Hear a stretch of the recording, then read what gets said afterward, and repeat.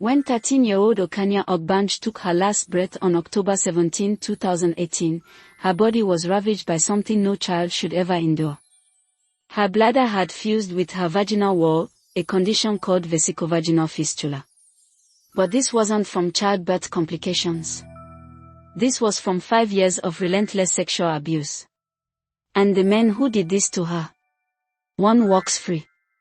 The other, still at large, 7 years later. The dream of education. Ochanya Elizabeth Ogbanje was born on March 10, 2005, in the rural community of Ojinumejo in Benue State, Nigeria. She was the youngest of 11 children born to Rose Abba and Michael Ogbanje, a family that valued education despite their modest means. When the only government school in their village shut down, Ochanya's parents faced a heartbreaking choice. They wanted their daughter to have the education they never had. So in 2010, when Ochanya was just 5 years old, they made what they thought was the right decision. They sent her to live with her maternal aunt, Felicia Ogbuja, in Ogbokolo. Felicia was married to Andrew Ogbuja, a respected lecturer at Benue State Polytechnic. They had 5 children.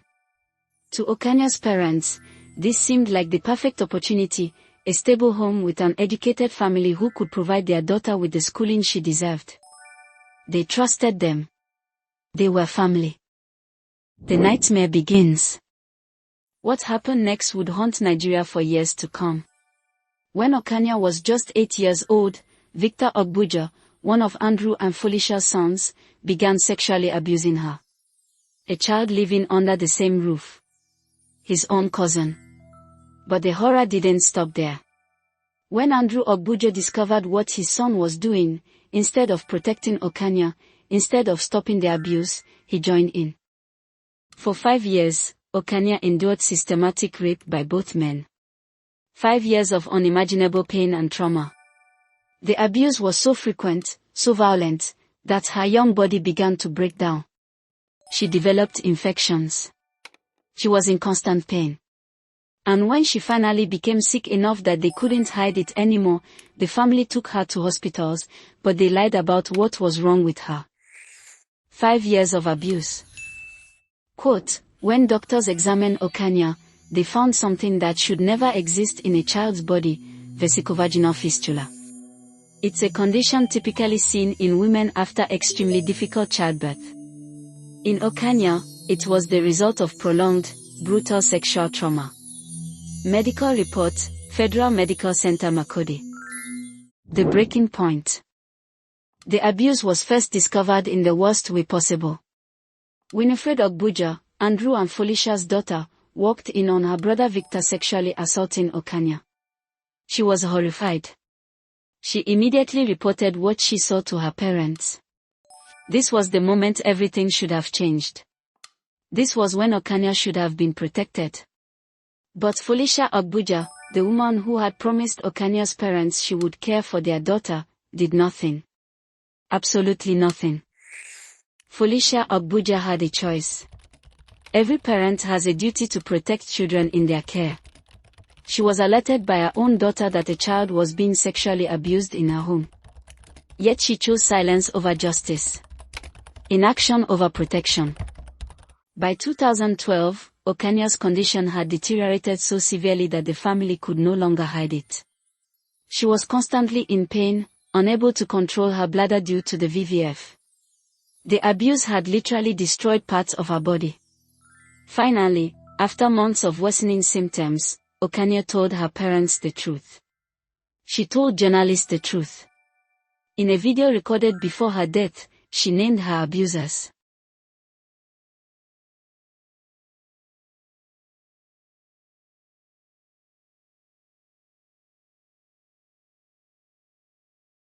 October 17, 2018.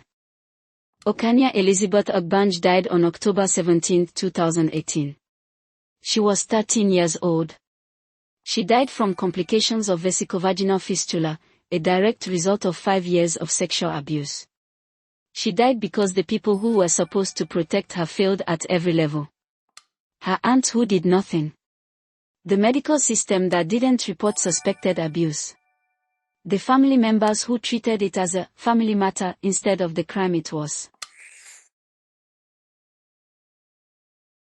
When news of Ochanya's death broke, Nigeria erupted in outrage. The hashtag Justice for Ochanya movement swept across social media. Thousands took to the streets demanding accountability. Child rights organizations, women's groups, and everyday Nigerians united in demanding that the Ogbuja family face justice. Finally, the police took action. Andrew Ogbuja was arrested and charged with rape and culpable homicide. Victor Ogbuja was declared wanted. Felicia was charged with negligence. The evidence seemed overwhelming. There was Ochanya's video testimony. There were medical reports detailing the VVF and its cause. There was the testimony from Winifred who had witnessed the abuse. The National Agency for the Prohibition of Trafficking in Persons, NAPTIP, got involved. The International Federation of Women Lawyers, FIDA, pushed the case forward. Everything pointed toward conviction. The verdict that shocked Nigeria. April 22, 2022. On April 22, 2022, two courtrooms in Makurdi delivered two verdicts in the Ochanya case on the exact same day. The contradictions would expose just how broken Nigeria's justice system truly is. Judge Augustine Itianaiman's reasoning for acquitting Andrew Ogbuja was shocking. He claimed the police failed to conduct proper medical examinations on Andrew to match samples. He pointed to contradictions between two autopsy reports, one from Federal Medical Center Makurdi said, natural causes, while the Nigerian Police Forensic Laboratory said, complications from sexual abuse.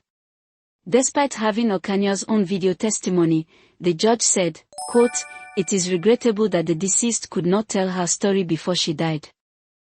Quote, "The woman had the duty of care to protect Ochanya but failed to do so, even after her daughter Winifred brought the sexual assault to her attention. Her conduct was heinous and devoid of sympathy." Judge Hossein Muslim, Federal High Court, won Felicia's conviction. Let's be clear about what happened here. A woman who enabled abuse got 5 months in prison. The man accused of actually raping a child to death walked free. And Victor Ogbuja, the son, the other accused rapist.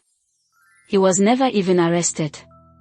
He fled before police could apprehend him, and 7 years later, he's still out there. Reports suggest he's in Lagos pursuing a music career while an arrest warrant sits unexecuted. The Ochanya case isn't an isolated incident. It's part of a horrifying pattern across Nigeria. UNICEF reports that 6 out of every 10 Nigerian children experience some form of violence before turning 18. 1 in 4 girls has suffered sexual abuse. In Lagos State alone, over 24,000 incidents of sexual and gender-based violence were recorded in just 5 years. Yet conviction rates remain devastatingly low. In October 2025, 7 years after Ochanya's death, something remarkable happened. Nigerians refused to forget.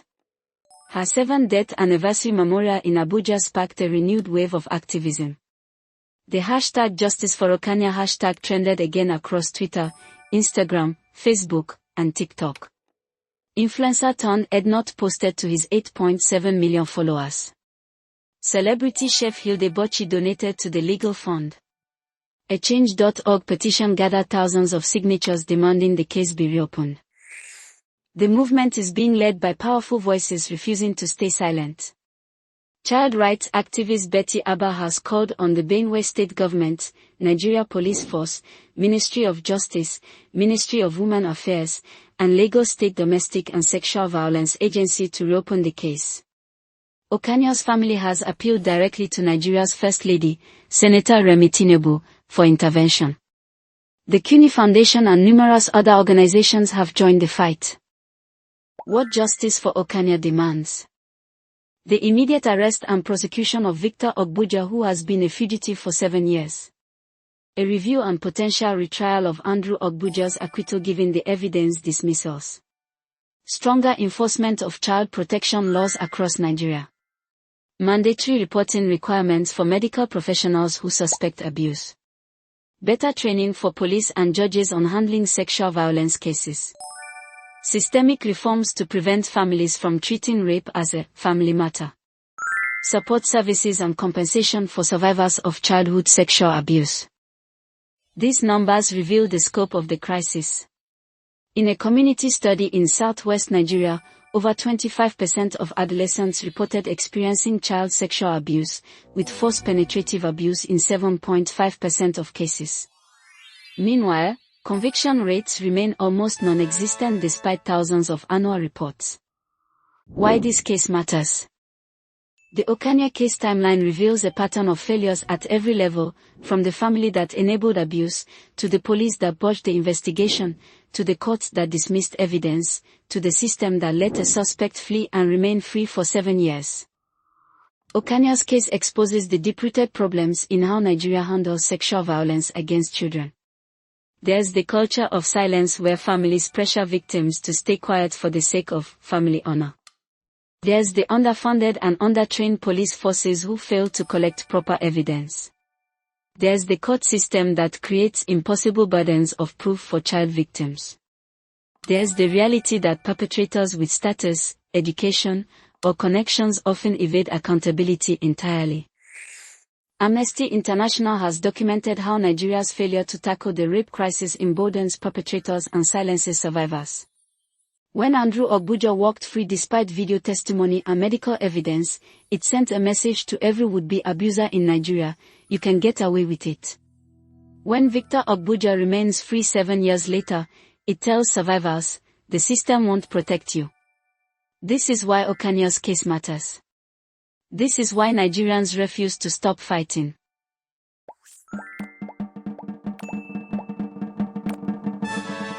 What you can do. The fight for justice doesn't end with awareness. Here's how you can help ensure Ochanya's death was not in vain and protect other children across Nigeria from suffering the same fate.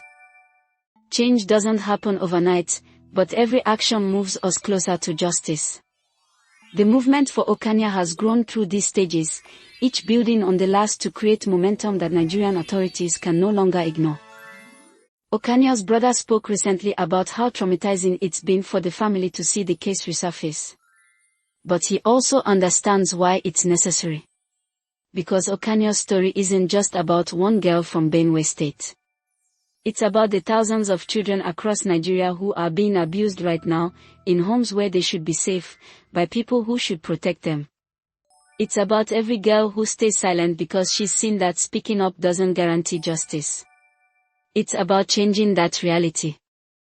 The legacy. Since Ochanya's death, there have been some changes in Nigeria.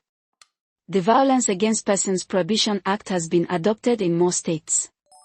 More organizations are working on child protection. Conversations about sexual abuse are becoming less taboo.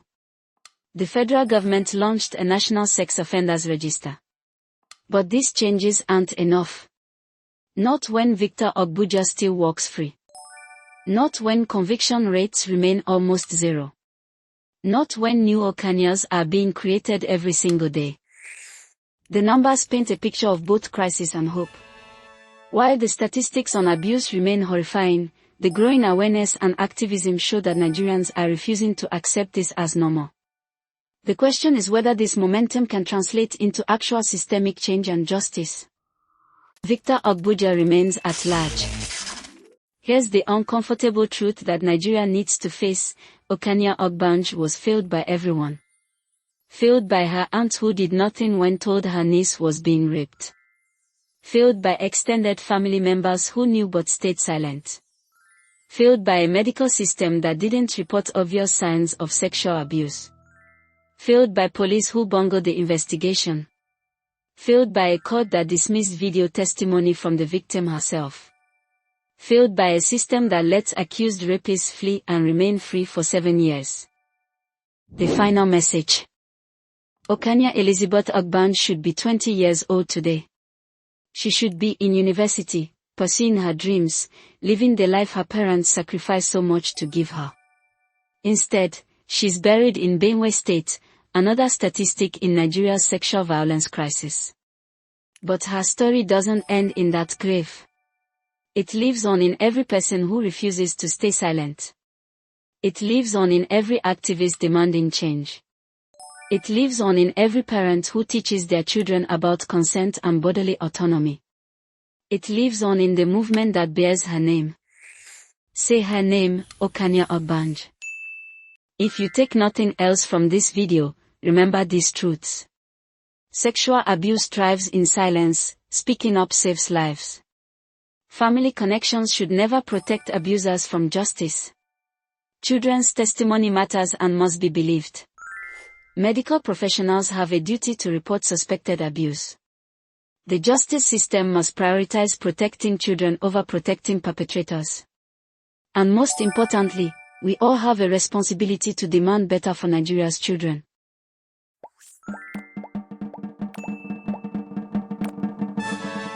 The dark docket will continue to cover cases like Ochanya's, cases that demand justice, cases that expose systemic failures, cases that refuse to be forgotten. Because true crime isn't entertainment. It's accountability. It's bearing witness. It's making sure that victim stories are told and their deaths are not in vain. Ochanya Ogbanje deserves justice. Victor Ogbuja must be arrested. Andrew Ogbuja's acquittal must be reviewed. And Nigeria's children deserve better protection.